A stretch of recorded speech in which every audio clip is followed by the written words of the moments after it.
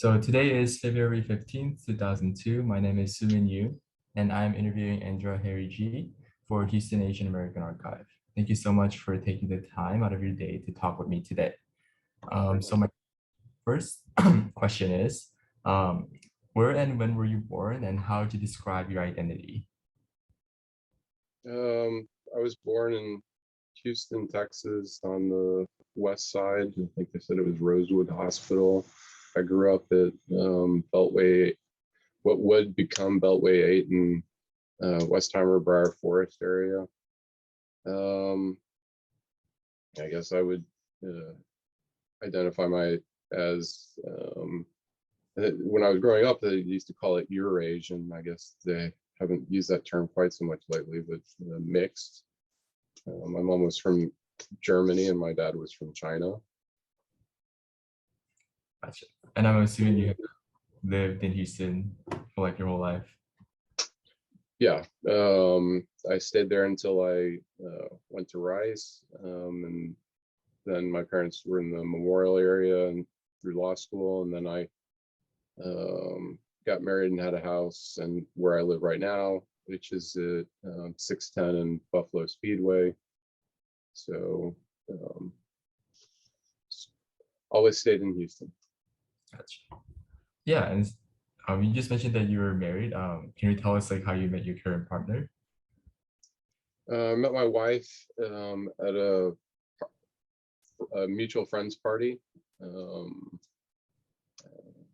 then we just, I guess, inched closer to each other and ended up getting married. So we've got 3 kids now, 16 or no, 14, 11, and 11. And how long have you guys been married since, if you remember? February 2005 or 6. I always get the dates mixed up. Yeah, you're good. Okay. Yeah, and you also mentioned that you come from like a biracial background or a mixed background. So I just kind of wanted to ask you like how being biracial and like raising a biracial family, like how do you reconcile and preserve the virtues and ethics between like the East and the West when you were growing up? Like, are there any examples from your childhood that you want to talk about or that you want to like pass on to your current children? Sure. So for us, it's a matter of just trying to maintain the interesting and good traditions and habits of each of the sides or all the various heritages that we've got. So, growing up as a kid, my grandmother from my father's side was around, so we would go visit with her and, get the food and some exposure to the language, although not enough to learn really any of the language on the short visits. Around the house, my dad didn't speak Chinese, but since my mom was there, we got a little bit of German from her. Then when we, one of the things that we would do is every other year while we were growing up, we would go to Germany for about a month, and that was enough to get me to have a little bit of competency in German. So there was the language side mostly for the German side. The occasional visits was also helpful in engendering that bit of culture appreciation. On the Chinese side, we would tend to have a lot of the banquet dinners throughout the year. Of course, especially through the New Year's dinner, the G family puts on a quite elaborate, nice gathering. So we were quite comfortable going to the banquet dinners and getting a bit of that culture that way. I guess we were a little bit before technology allowed broad access to. Um, we grew up prior to the internet's establishment, so we would watch a program here or there on TV for each of the different cultures, but we didn't have direct access to um, Asian or European content. It was just a little bit of what we could get at home, but I guess for the most part, what we got was roughly average of American TV and American food and things like that. But when there were opportunities to be introduced to each of the different cultures, we got a little bit of each of them. Gotcha. That's super cool that you really got to like experience both cultures like pretty equally like throughout your life. Um, yeah. So you like talked about like the greater G family having like a pretty big influence in your childhood and how you experienced the Chinese culture. So can you talk to me more about like the greater G family or the clan and their history and their role in Houston? So a lot of this is told or what I learned through various bits of history that the group put together. So probably need to go back to some of those sorts of bits, but there was a handful of elders, including my grandfather, that came in the early 19 or 19. He came over, I think, in the 19 teens, settled in Houston probably in the 30s, I guess it was, maybe the 20s. He and along with a handful of others, and they were the ones that sent the letters or whatever that told others looking to have an opportunity that there was potential in Houston, along aside from California. I think a lot of them tried various points in the South, but Houston was one of the places where they aggregated early.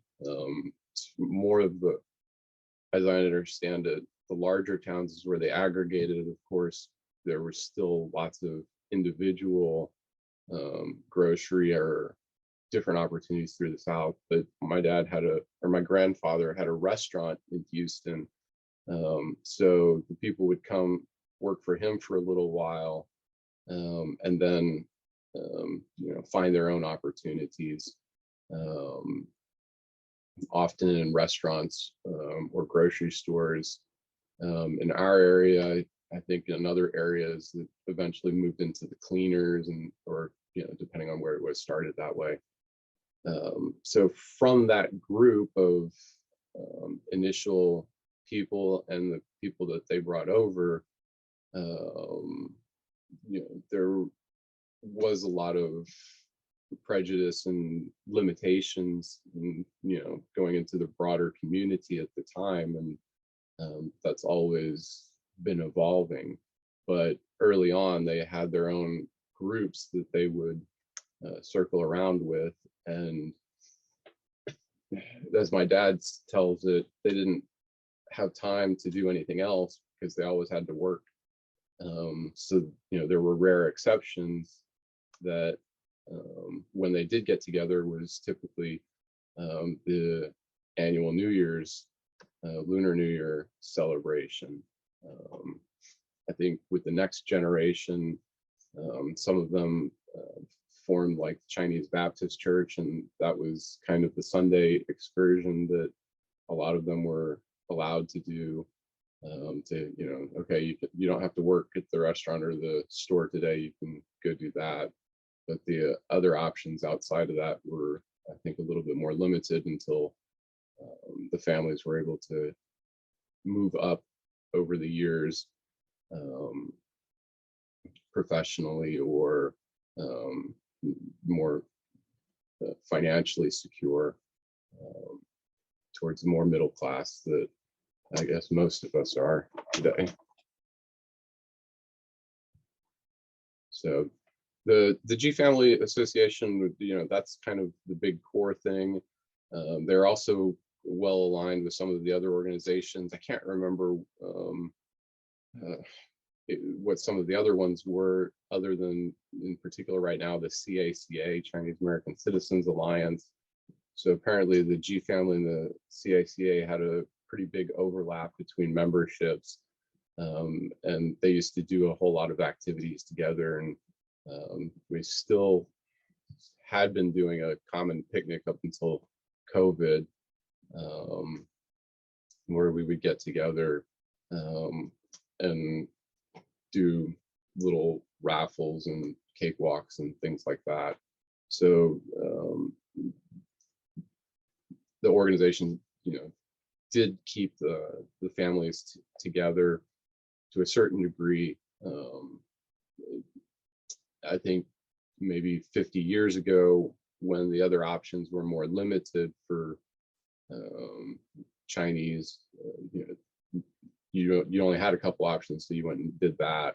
I think nowadays the options are so many, just like so many other organizations. It's a challenge to try and keep the organization together, keep people interested, keep people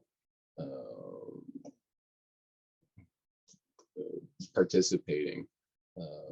In the past, it was a little bit of a political thing to make sure that we got together and showed that we had some capability, and we had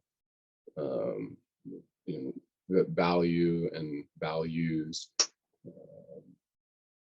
And there's still remnants and echoes of that today through the G Family, but the participation's a little bit thinner. It's been a few handful of people. I guess it typically always has been a few handful of people that push it. And show to those that are interested that family does have some recognition out there, and to make sure that we are heard and accounted for in the political process, and the various goings on throughout the city. So I think that's interesting and valuable, and we try and maintain that, but at the same time, the particular need for the general population of the family, we're not facing the same level of discrimination or limitations in the different various ways. So the need to participate isn't quite as firsthand, trying to deal with all of the kids' activities or this school or that job. I'm busy or tired, or I don't really know those people. Probably a little bit more a different balance, a different equation than it was 50 years ago, but we still get together. I think we had 20 or 30 tables of 10, even through COVID, and we'll see how many we can gather up together once we get started going again. So that's really cool. I didn't know there was like a whole history behind the G Association, dating back to the 1930s. And just to clarify, is the G Family Association only for those who are in part of the G clan by blood, or is it more inclusive of other Chinese immigrants in Houston? So anybody that has the G character, or Chu, as I believe it's pronounced in Mandarin,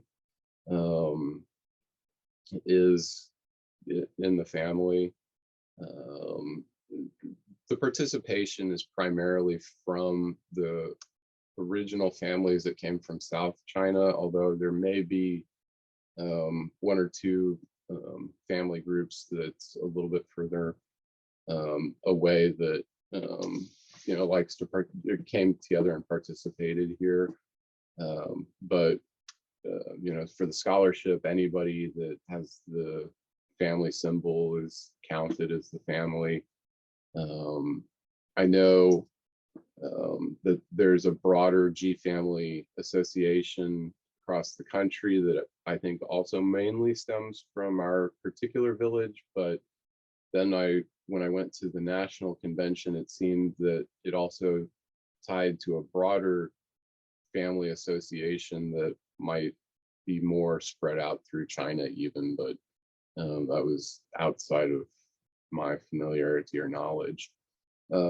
As far as other acceptance and whatever, anybody that wants to participate with us will make an honorary G. I think one of the things that we used to do was for the dinner, we would invite the local politicians, and if they came to 3 or 5 straight dinners in a row, we would honor them as an honorary G and give them a little token gift and such. So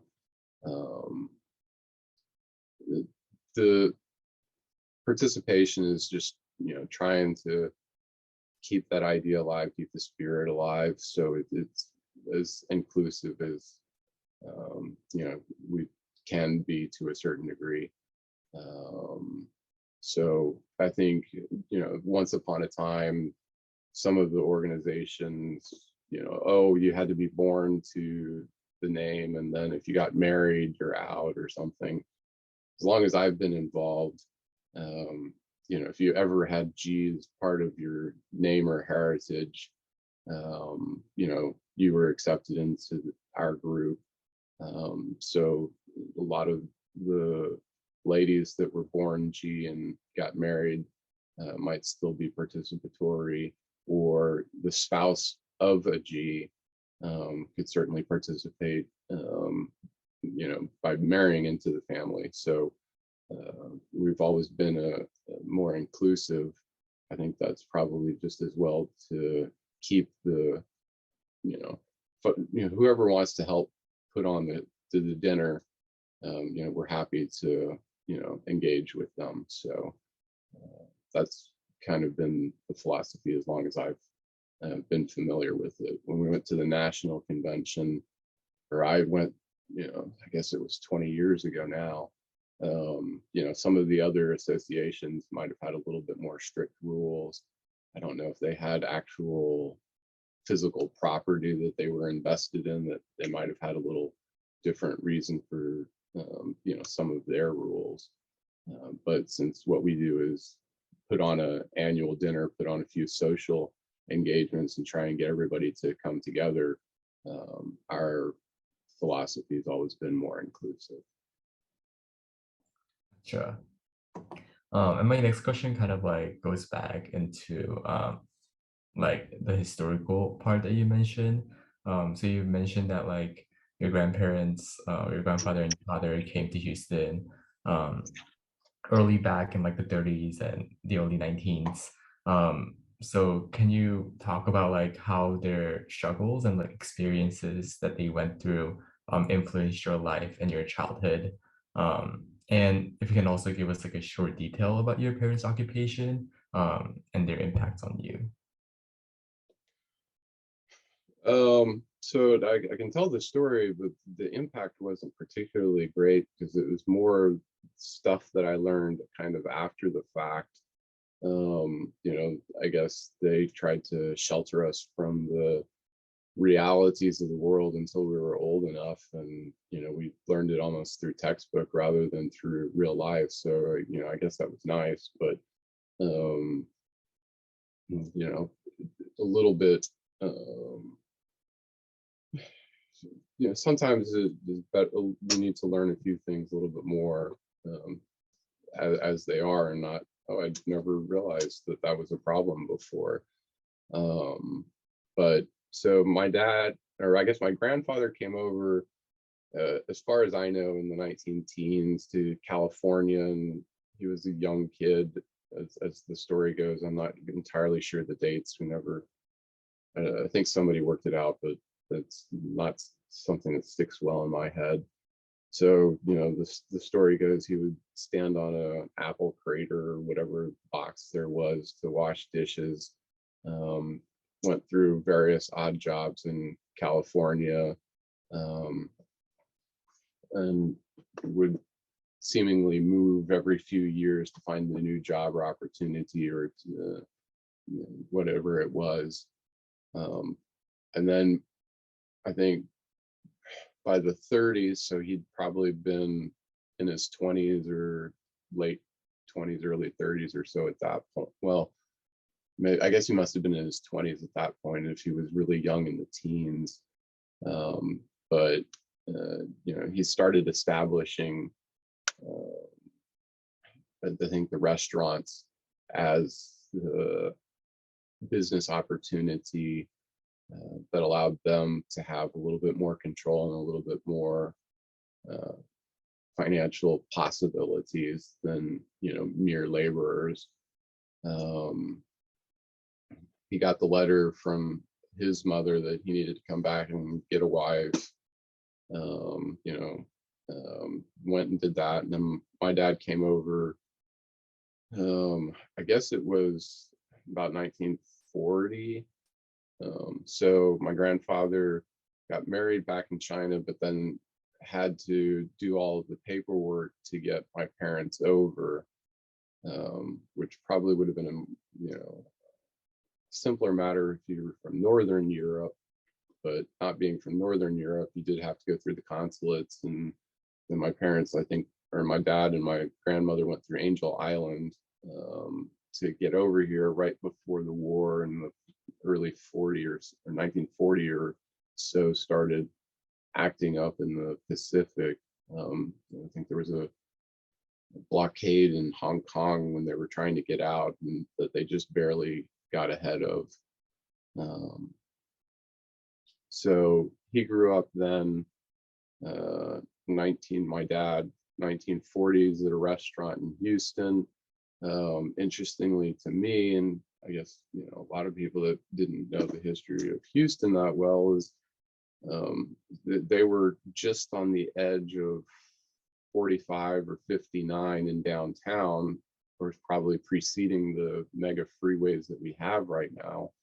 The locations where they had their restaurants have since flipped over a time or two, and I think one place has just another couple story building or whatever, and then the next one they had another restaurant. There's 15 or 35 story building. So they used to be in downtown before downtown was kind of what we know it as today. My grandfather had the restaurants, which enabled him to be,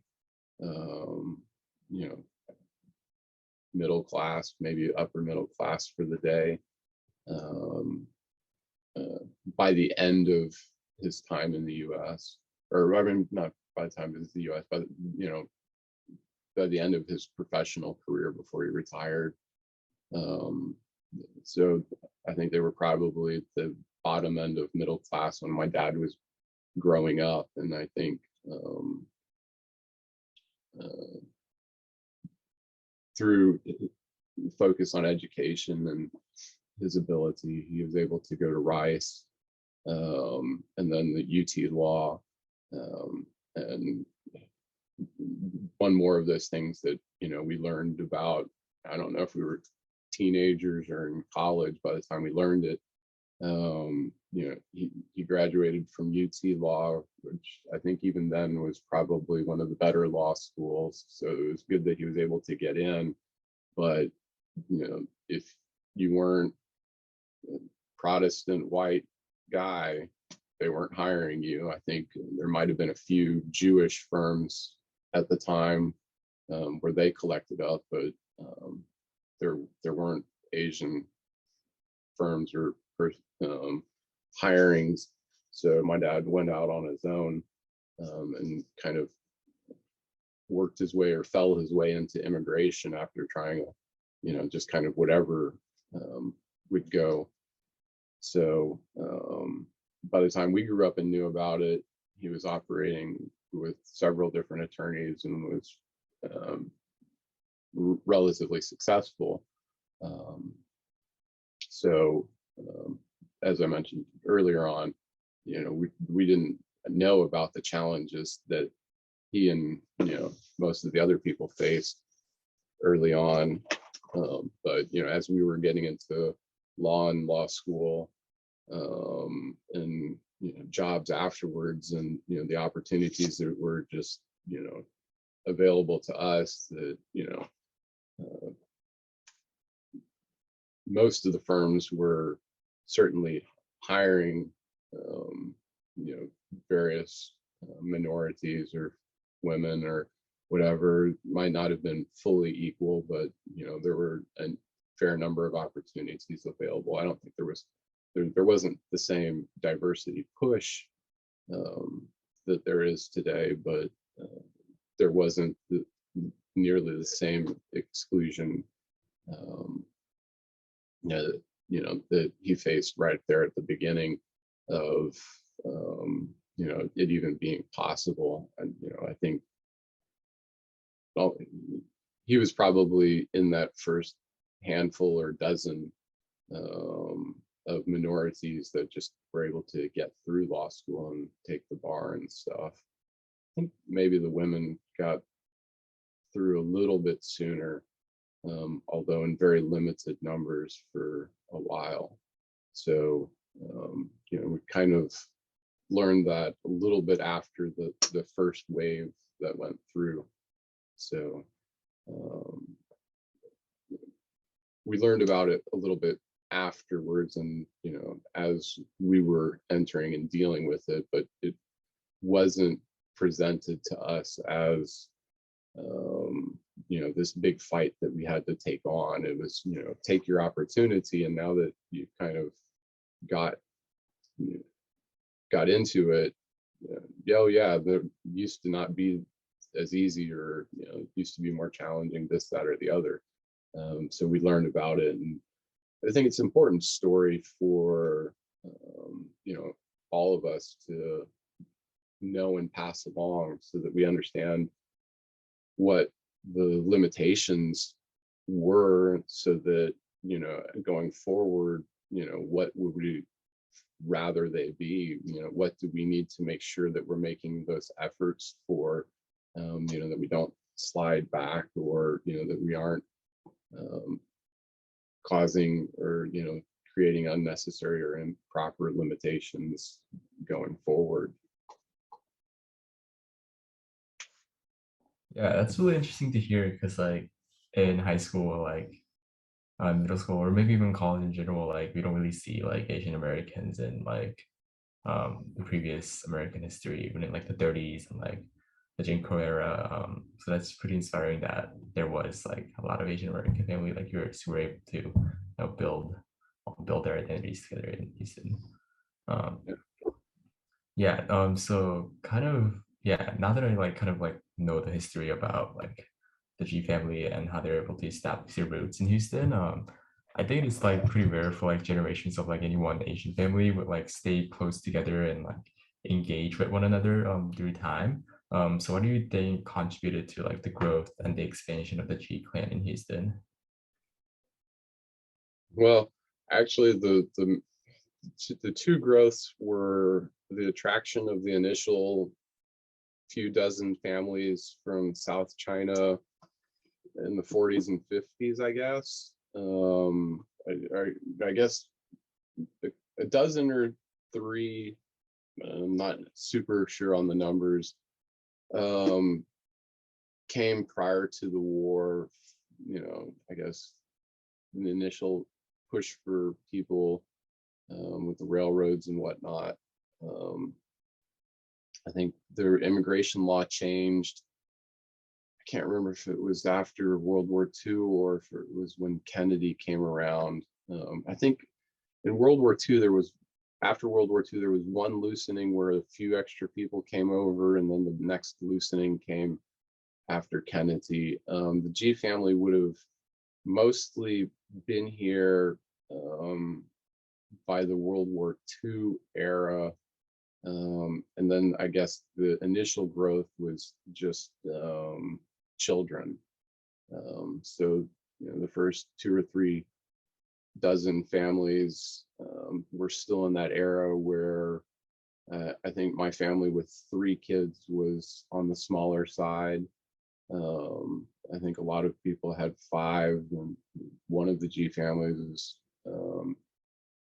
well known for having like 9 or 10 kids that all had a lot of different families. So I think that was kind of the bigger growth of the family. At this point, the growth is more typical and organic, but um,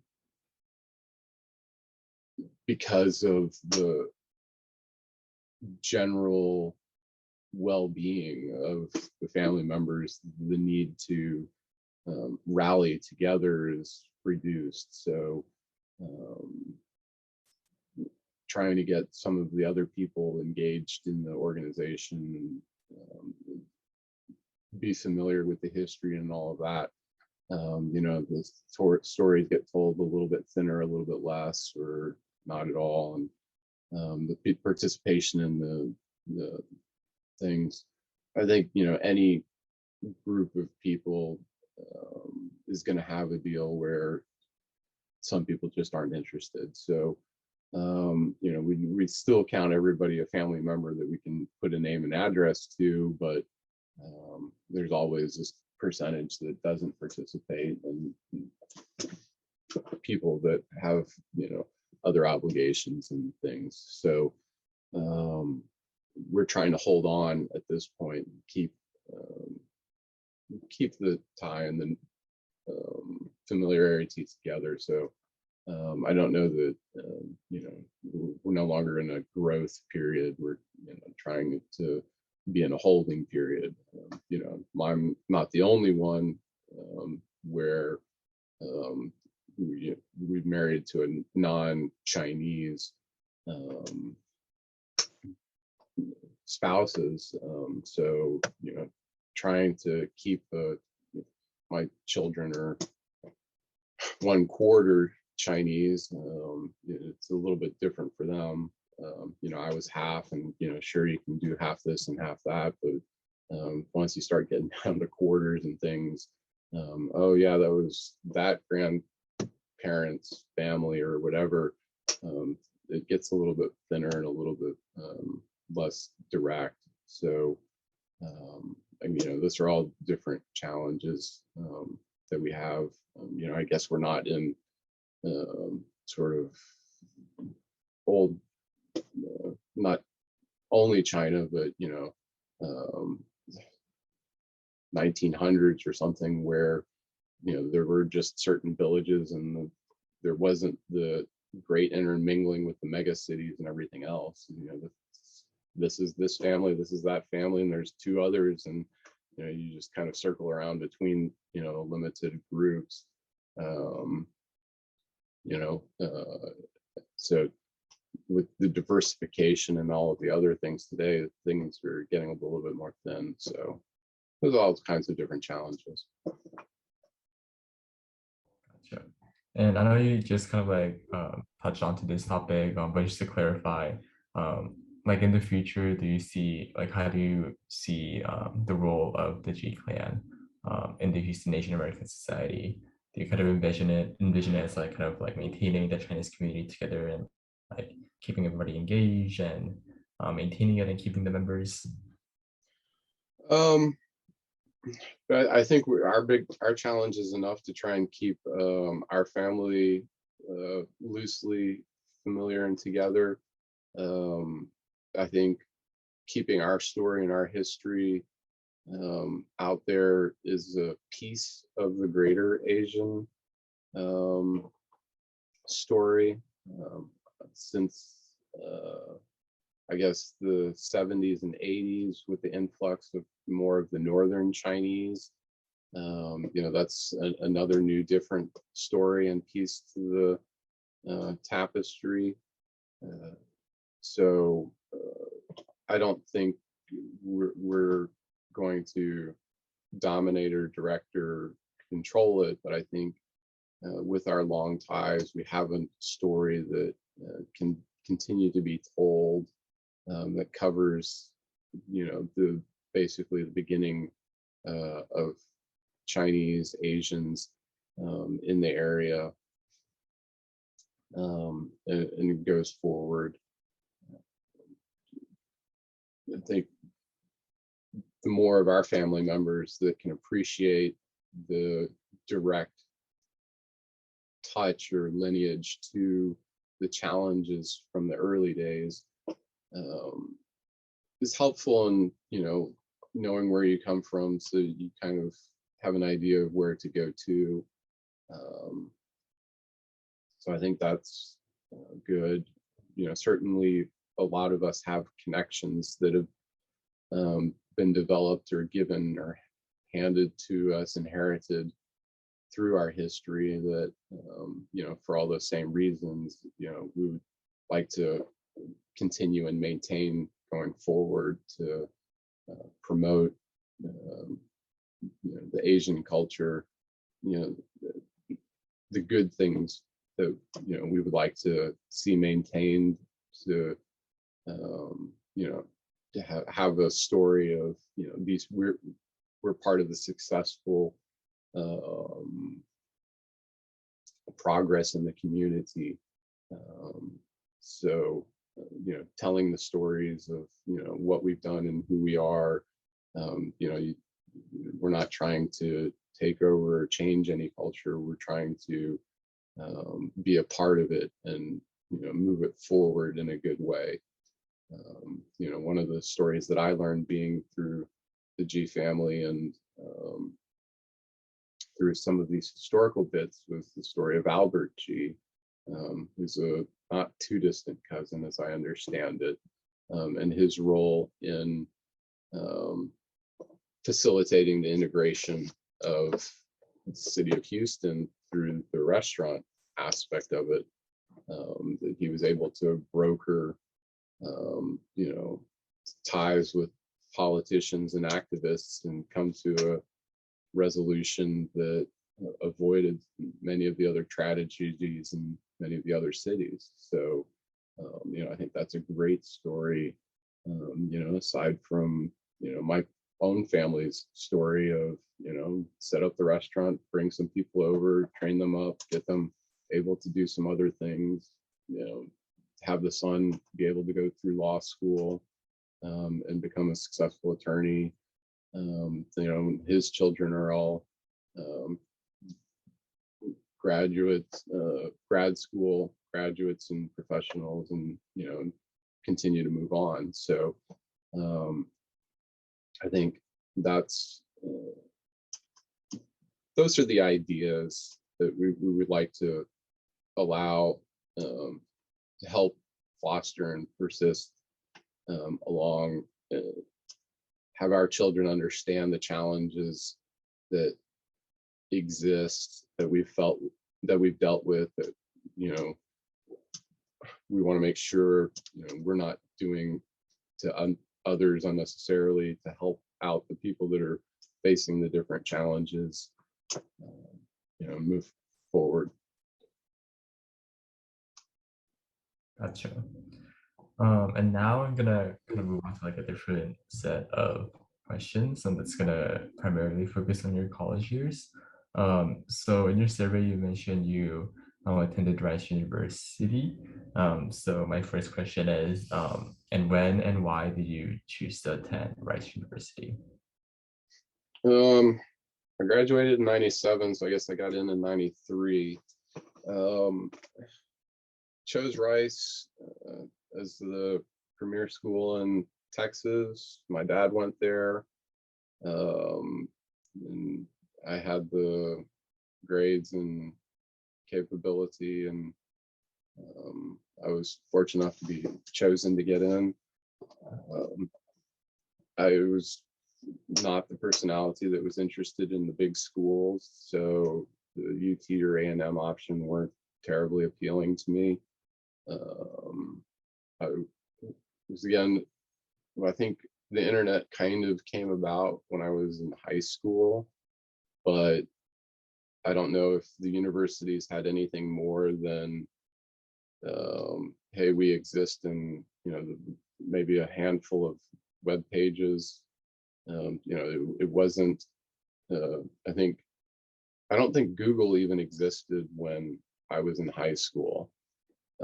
So, you still had to go to the college fair and find a school that you were interested in, do the extra effort to go through the recruiting process. So it was a lot more challenging, and I wasn't particularly inclined to going that far to look for other opportunities. But certainly Rice was a great fit for me.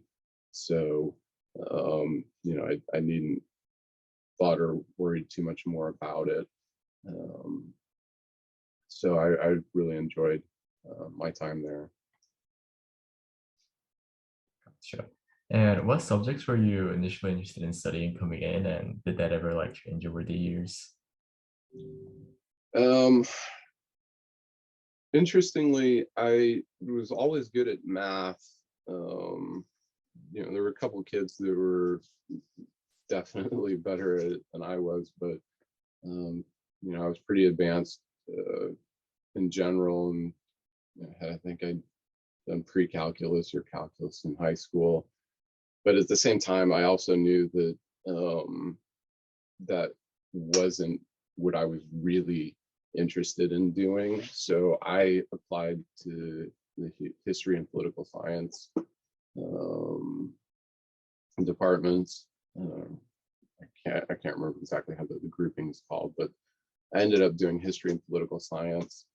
The story that I often tell is I confirmed that math wasn't going to be my thing moving on. So I took the intro calculus class, and I think I did, I was getting an A right up until the drop deadline. But then when the drop deadline hit, I think we started moving towards trigonometric um, integrations and some of the other stuff. And I just could not get any of those concepts. So um, I think I can't remember if I ended up getting through with like a B minus or if I ended up switching it to pass fail, but that was kind of the end of math science or math as a core thing for me. So it's like, yeah, I'm good. I'm not in the same class as the other engineers there. They're brilliant in that or brilliant in some other field where they can struggle along with a little bit higher math to get to their things. But I did end up taking a lot of um, various introductory courses. I took introduction to education, and actually in the same classes, George P. Bush. So that was kind of interesting. I thought maybe some different math would be okay if I went to economics, but apparently whatever assumptions they were making were not assumptions that made sense to me. So we decided to part ways early on. One of the things that I tell working with the new aspiring students is if you have any interest in, entrepreneur business, some accounting or something is good. I don't remember exactly how to do the accounting, but as I'm going through my own business stuff, I know, wait, that doesn't sound right, or this needs to get double checked here. So some of those old accounting things are still stuck in my brain, if not in a formal way. So that was pretty good. I got a space sciences minor, so weather, solar system, geology. I took those intro courses. So that was kind of interesting to learn about a little bit of the different stuff. But none of that particularly grabbed me and made me really want to do that full time. So the default path was kind of always, well, my dad's an immigration lawyer, I can always just get a job over there. But I think the intersection between the logical aspect of it and the language was really just the thing that suited me well. So history, political science, you know, did those, but what do you do with that? Not much. So go to law school. And then kind of the same thing there. You know, see what there was. I tried tax for a little while. Those were some good professors, interesting things, but tax was going to start ending up being too much numbers and too much code memorization sorts of things. So I was also, you know, I know I've got this immigration thing here, which was the other heavy code memorization thing. So in law, if you're going, you either learn a few general rules and local rules, but have a lot of other, it's a little bit different the way those pieces of law came together. If you're going to be in the courtroom or if you're going to do cases or things like that, there's a different way of learning it. But so you have to know enough of the precedents to kind of put them together to, you know, make the framework of the basis. But law and tax, you just get a book of rules that you got to memorize. And I got two of them at the same time, and I had to drop one of them. I think when my dad was going to law, things were a lot simpler and they hadn't quite gotten to the level of detail and complexity in each one of them. It's like, oh yeah, you can do both. And but not then, and certainly not today. There's just way too much for, I think only a few particularly exceptional people can keep that much stuff in their head and do well with it. And immigration today, you don't even practice immigration everything. You practice a subspecialty of immigration. I do business immigration. There's people that do removals, and even within each of those groups, there's people that I only do this kind of business or this kind of application, or I do mostly these, you know, only one group of removal types at a time. You know, obviously, you know, there's still situations where people can do things more broadly, but depending on, you know, your situation and your clients, they all expect you to be very precise on what you know. So with the level of detail that that we've taken on, it's more subspecialization of that. So that was kind of my default. I tried my hand a little bit at trusts and estates. My dad had a classmate that I clerked with for a little while, but that didn't really link up with me either. So I kind of went back to immigration with my dad. And, it's suited me quite well. Yeah, I also just like talking about your like college, like choosing like majors and stuff. Like I'm also in that process right now. It's like it's confusing, but it's reassuring that like you can change multiple times and you'll still be okay. Um, yeah, so like kind of going back to your time at Rice, how do you remember the Asian American population at Rice at the time of your enrollment? I don't know, but like during my time here at Rice, there's like majority, or not majority, but there's a significant Asian population on campus. I was wondering if that was also true back in the time when you were also there.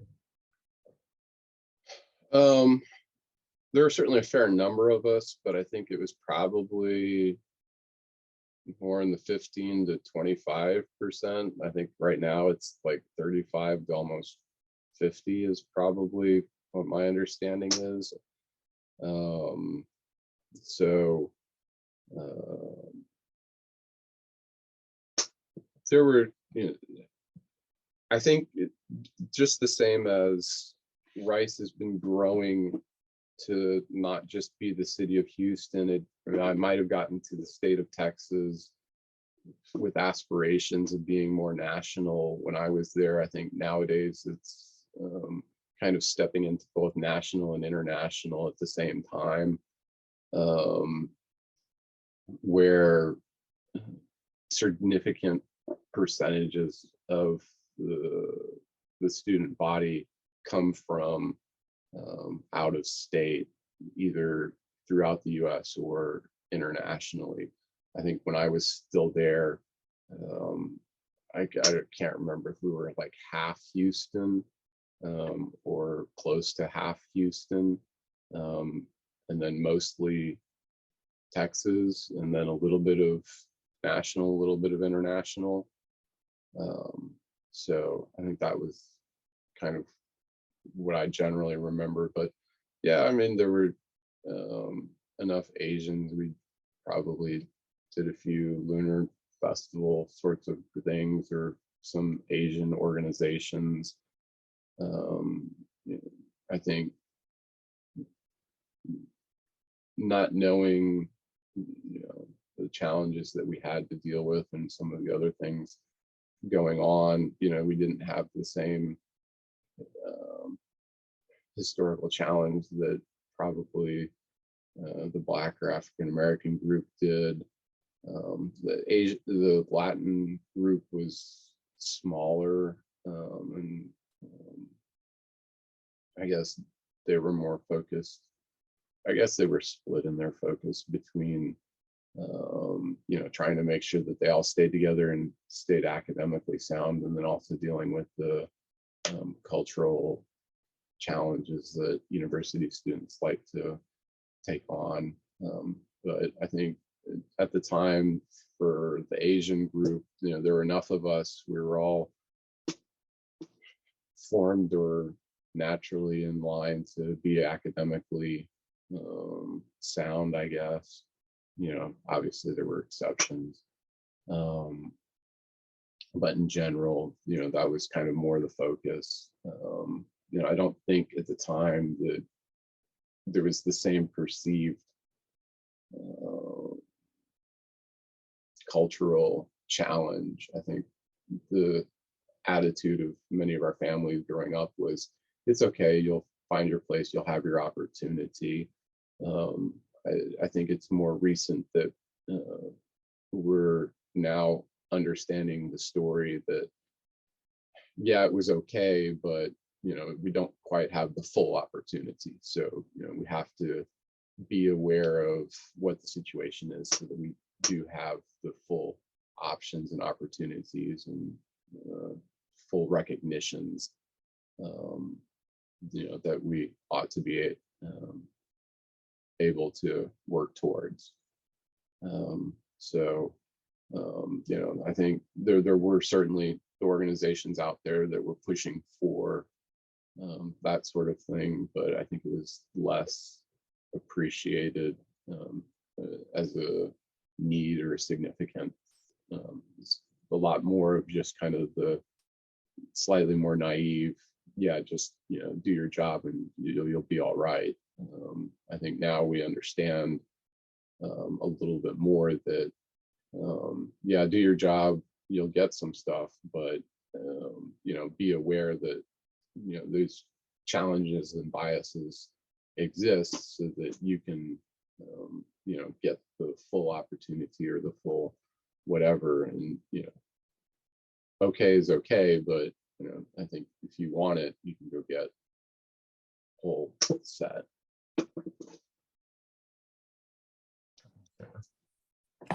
So now kind of like moving on to like a set of question, especially as your career as an attorney.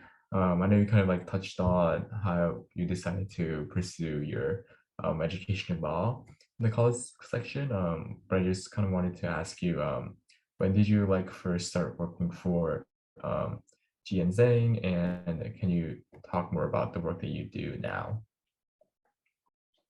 Um, so depending on how far back you want to go, I was the as a kid, I got to go to the office, had to go to the office and okay, help hole punch this or refill the staples or do whatever. I've pretty much done every single job that there is in the office. I like to point out to everybody there that aside from my dad, and I'm not sure exactly how much he did, I'm the only one in the place that ever filled out the forms on a typewriter and actually have to explain to people how some of the old technology worked. So I did summer stuff a little bit here and there. I did a lot of other things outside of the firm or not a lot. I did a handful of other jobs as well, but I did those sorts of things. I did, as law was becoming more in tune, I started learning more about the cases in the summer and handling that, doing more of the law, went through the law clerk and then joined up. It was Harry G. and Associates for 40 something years. And I think only maybe, I don't know if it's even been 10 years that we've partnered with one of their associates and so become Zhang. So, once I passed the bar, I moved back to the firm instead of, doing a little bit of clerk time at a different office, get a little bit of broad experience. I should have done a little bit more of that during law school than I did, but I stayed with the firm and worked in different aspects of it. So now I handle a little bit more management than cases, although I still keep enough cases to maintain my knowledge and understanding. Gotcha. And with the law firm, kind of led by Chinese American partners, I'm assuming you have been involved in like a high number of like immigration services for clients from China, more than other firms. So what challenges have you kind of like encountered over the years, or changes? And what are some um, So interestingly, we didn't have an exceptional amount of Chinese-based clients until um, my partner came on, Daniel Zhang. His background is from Beijing, and he went to, as I understand it, one of the higher level geology universities in China, and then to switched over to the US.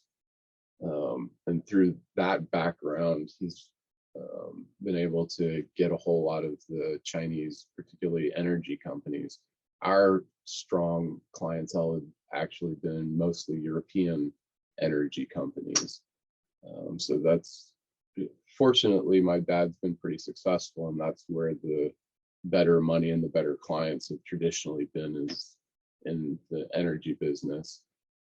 So we actually had most of our clients core working off of Europe. But certainly we always had a number of clients from Asia and then in Latin America as well. But the big bulk of it was from Europe. But towards the question of how has immigration with Asia, it's always been kind of a known thing that if you're coming from Northern Europe, your application's just going to be a little bit easier than somewhere else. Nothing so substantial that they're going to look particularly different, but the situations where the government comes back and asks more questions, if you don't fit the general profile, they're going to have a lot more situations where they'll ask about things. So that was kind of one of the deals. I think the movement of the Asian group has come primarily through the H visa, which is the professional degree route. So if you go through university, in order to get a job in the U.S., you have to show that you've got a degree equivalent, and that the position requires the degree, and a few other little details. But through that option, a lot of the Asian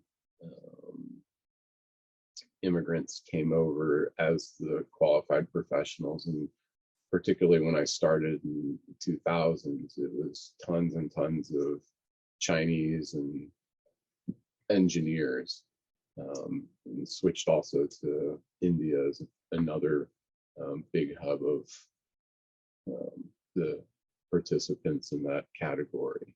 So they would qualify based on having their foreign degree and come over here, or the US degree, and then it evolved. So the advantage was for the individuals that had US master's degrees. So they would stay more school and get the next degree, and then they would be able to come over. So those were the sort of the technical evolution of the immigration. Set off a lot of the numbers. The other options through family, and so once a few people have been here, then they sponsor their family. Their quotas from each of the different countries of birth, China and India, are maxed out. So even through the employment option, there's a long delay between permanently being eligible to come over if you're from China or from India. I think more recently, in the last 5 or 10 years, instead of just the typical, let's ask a few more questions and be sure about a few more things, I think the political situation with China and the US has gotten particularly fractured, and almost every single one of the Chinese new companies that we're doing the papers for faces a whole hill of new questions and problems. I think the Trump administration really started that off, and I think that's just been a political thing that just hasn't even corrected afterwards and normalized. So it'll continue to be a challenge. But I think with Trump, everything was terrible and hard in immigration. It was just incrementally more so with China than the average other place. So I think now under Biden, everything's gotten a little bit better, and so things are still incrementally more challenging with China, but not as bad as it had been in the past. So that's kind of been it.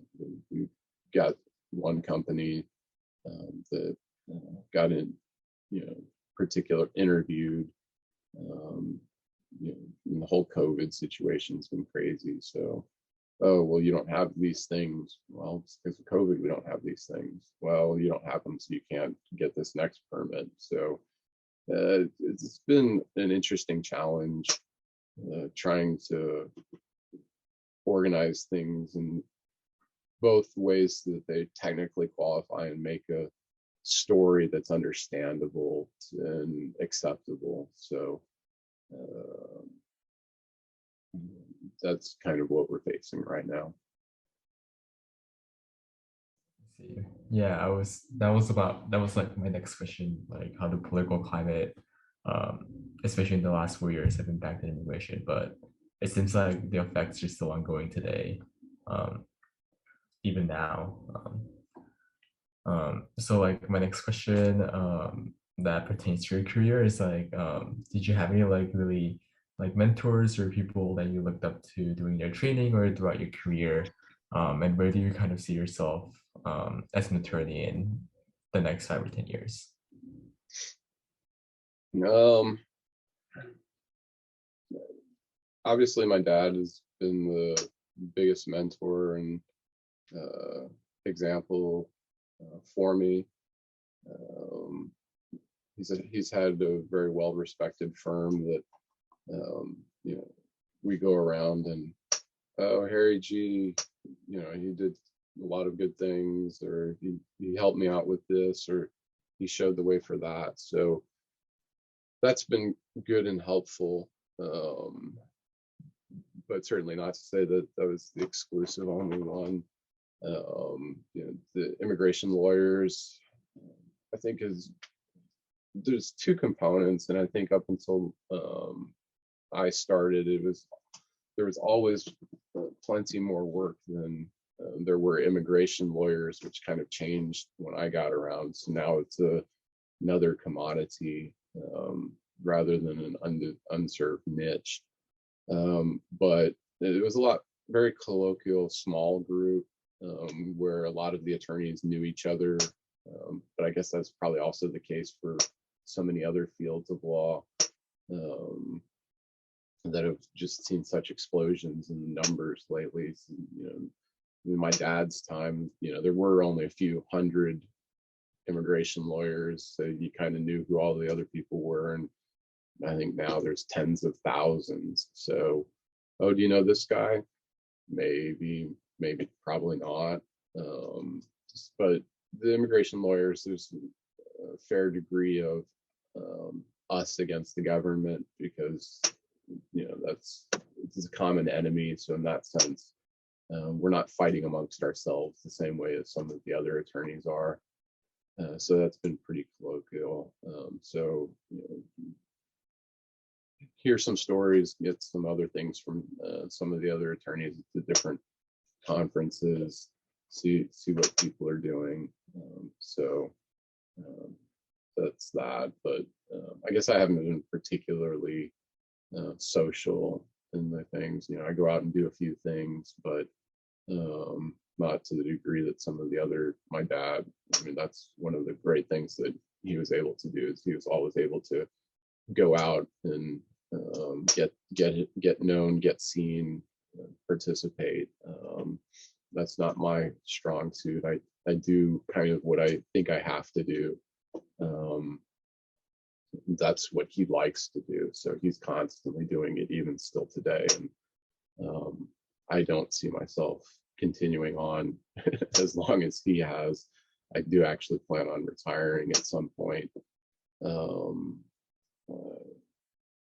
Probably another 5 or 10 years. See how long my partner, you know, is interested in going forward. You know, and then see how things are as kind of the operating partner of the firm. I spend half my time making sure that the office is running efficiently and you know, taking care of the non-legal aspects of it so that they can handle all the legal aspects of it. So in that sense, I'm kind of transferable to, you know, other areas as well. I wouldn't, I think potentially 10, 20 years from now, I'll probably retire and do something more of like what my sisters do, which is run or be an important part of a nonprofit, do something has a little different pressures and hopefully a little less day-to-day significant pressures, and enjoy things a little bit, interactions, you know, help people a little bit more directly. I think one of the good things about immigration is that, you know, at the end of the day, it's packaged for an individual to come either be with their family or to work in the United States. Is 98% of what we do. So, you know, when that gets accomplished, you can feel good that, you know, you've helped somebody move along.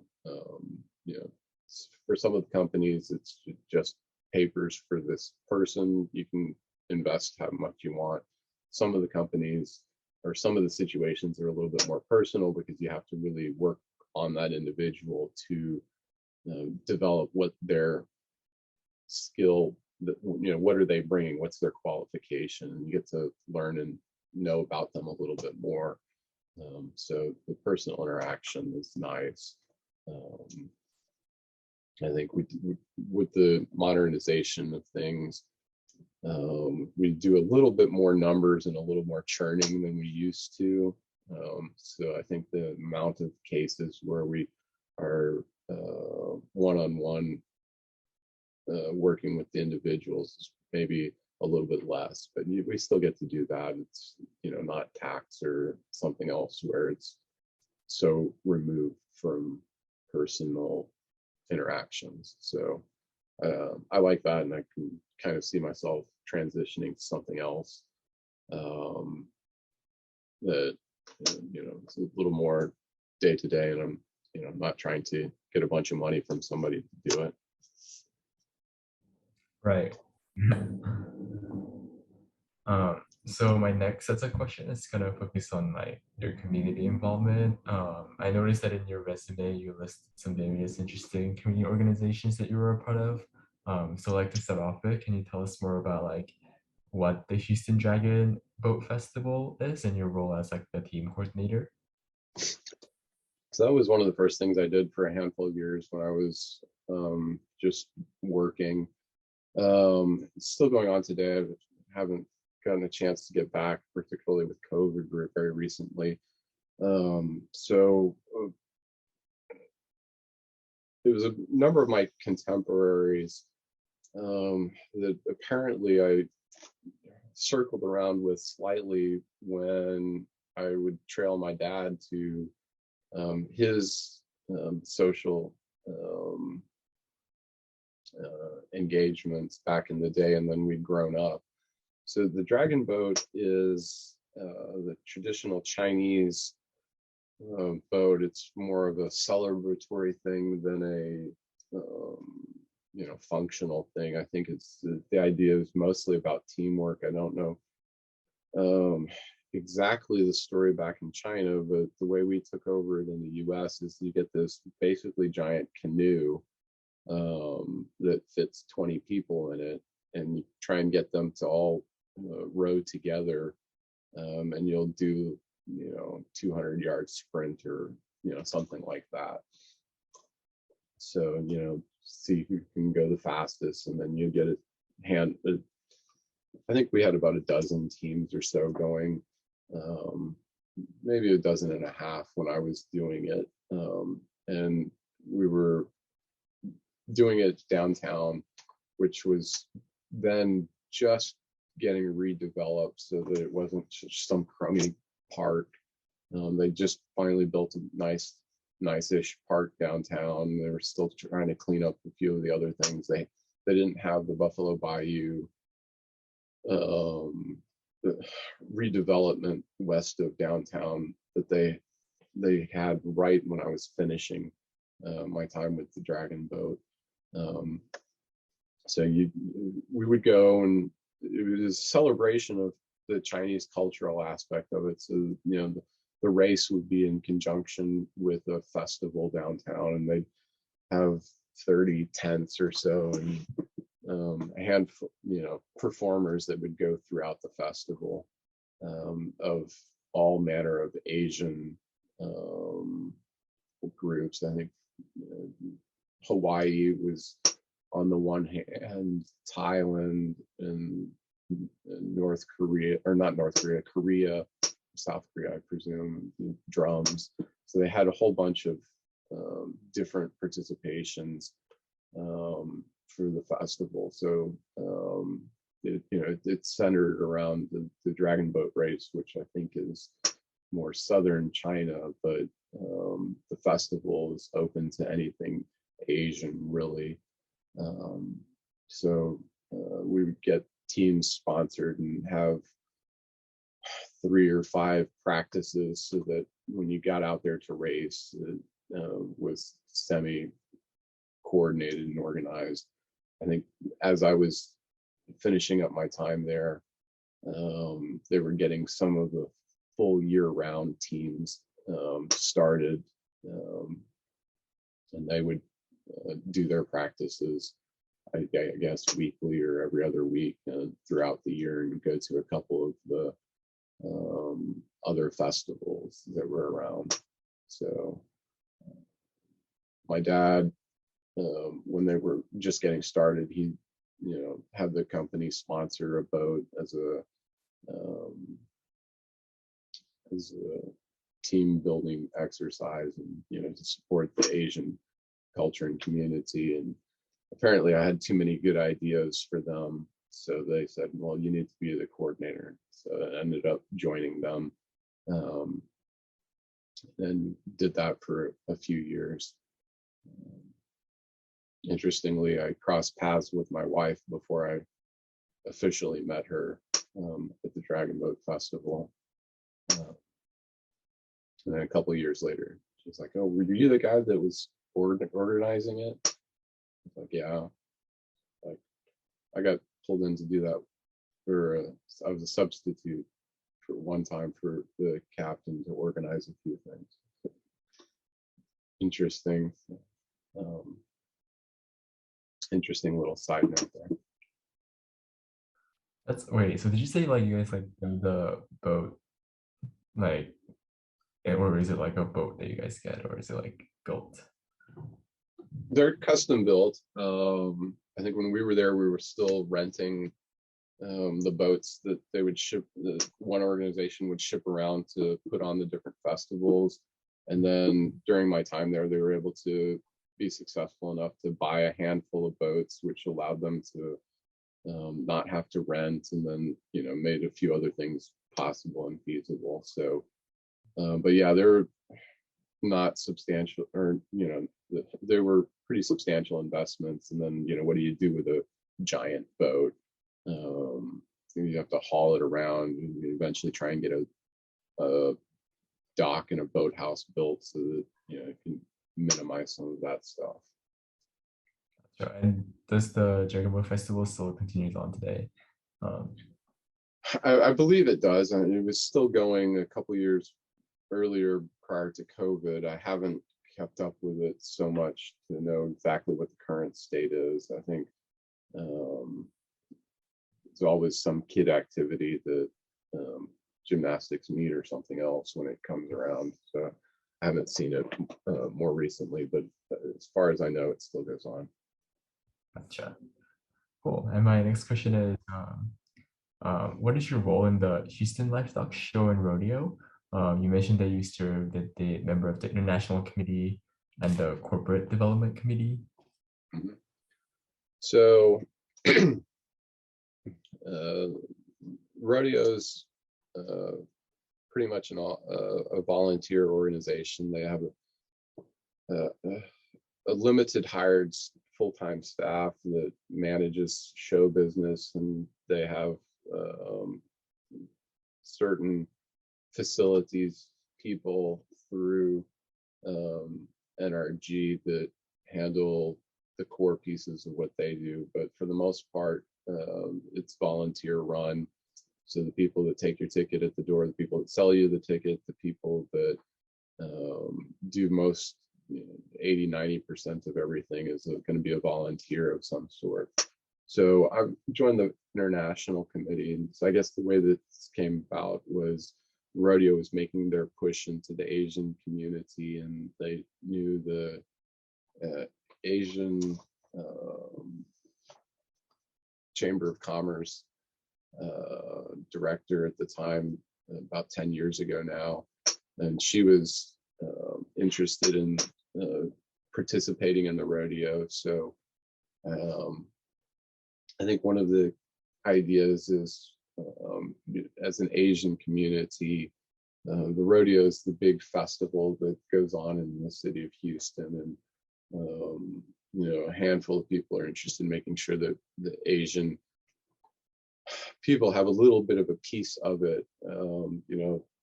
Part of the problem is what's our role in Western America's development, and the historical story is our role was only just to build the railroad tracks.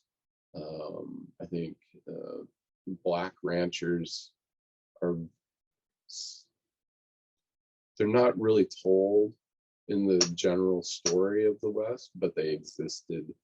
I want to say from the beginning, or very near the beginning, um, just in a smaller role that they were kind of limited to, but they have their place. And of course, Latin America, they've been in the West, since Columbus, really, depending on how you want to think about it, the missions and such. So, they certainly have their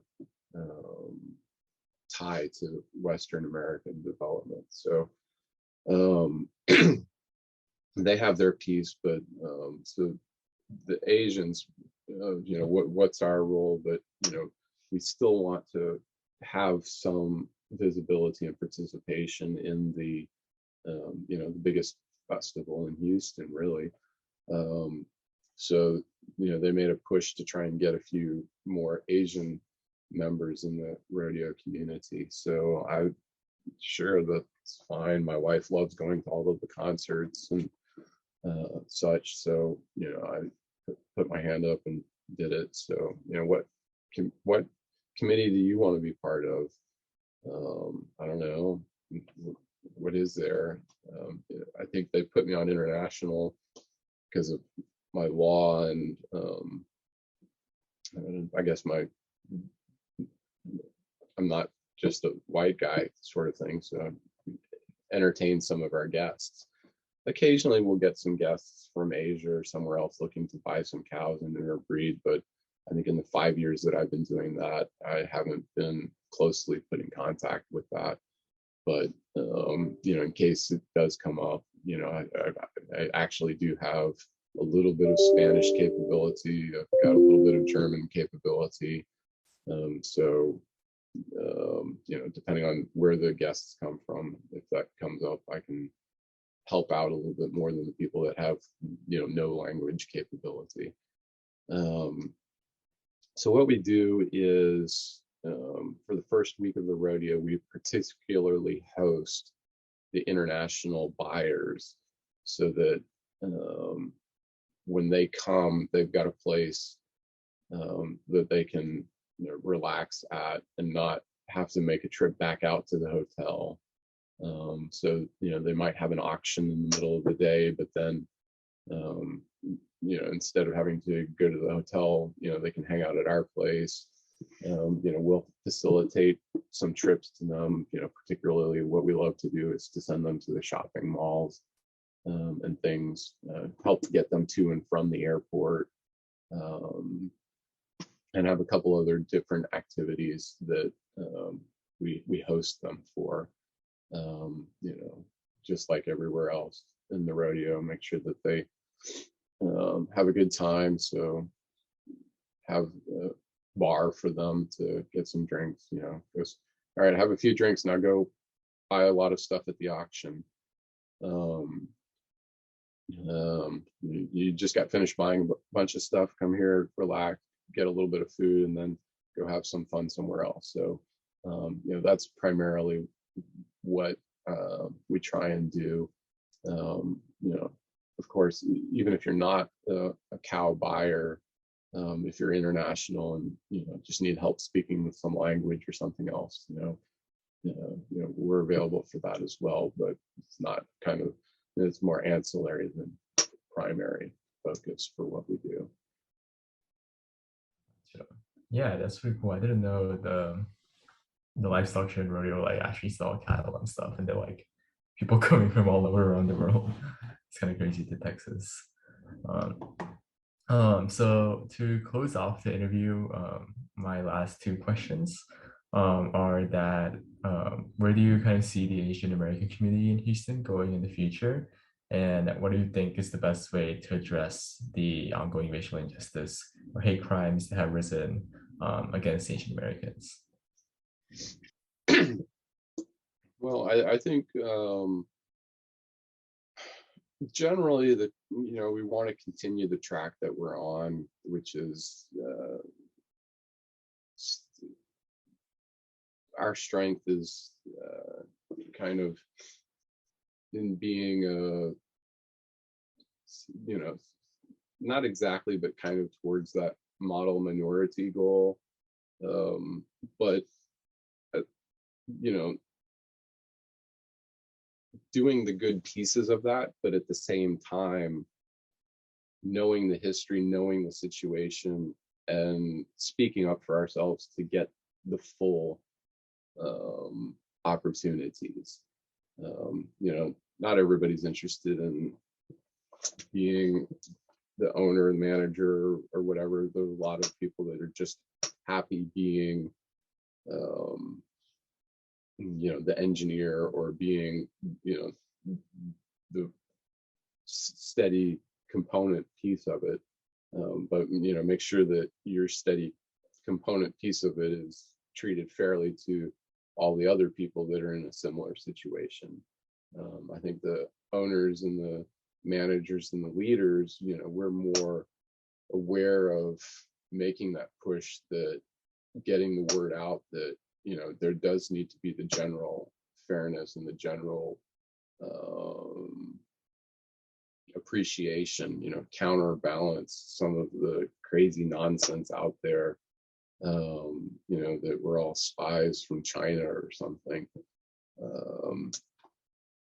So it's a balance. You know, you take care of your stuff and make sure your core pieces are taken care of. I think the general opportunities are, you know, reasonably there for most everything that we want to do, but at the same time, make sure that we aren't being limited. Oh well, you know, they're just the Asian group. They're not going to really bring the numbers, so you know, we only need to do so much for them. But okay, yeah, our numbers are going to, you know, reach a point of significance, or they are at a point of significance. So you know, we deserve, you know, our share now. You know, make sure that, you know, do we have an opportunity to, you know, be represented on this board, or that, you know, get the people that have the money to go out there and do things. So you know, point out when there are the good things that we do, where we do contribute to counteract some of the wildly inaccurate or, you know, limiting stereotype sorts of ideas and statements out there. So you know, it's a lot easier to do all of those things, you know, when you're in a professional position. You know, make sure that the kids strive to achieve as much as they're interested in. You know, not unnecessarily forced into everything, but make sure that they understand the opportunities that are out there, and then, you know, what's available. You can do a whole lot more things if you're the manager or the boss than if you're just some guy somewhere.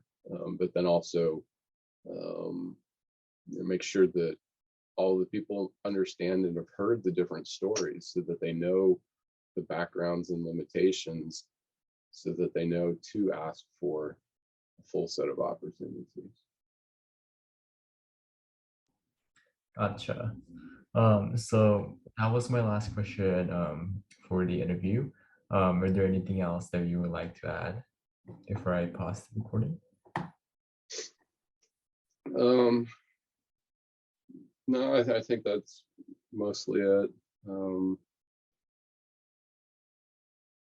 Okay, sounds good. Well, thank you for interviewing with me today. I'm going to pause the recording now.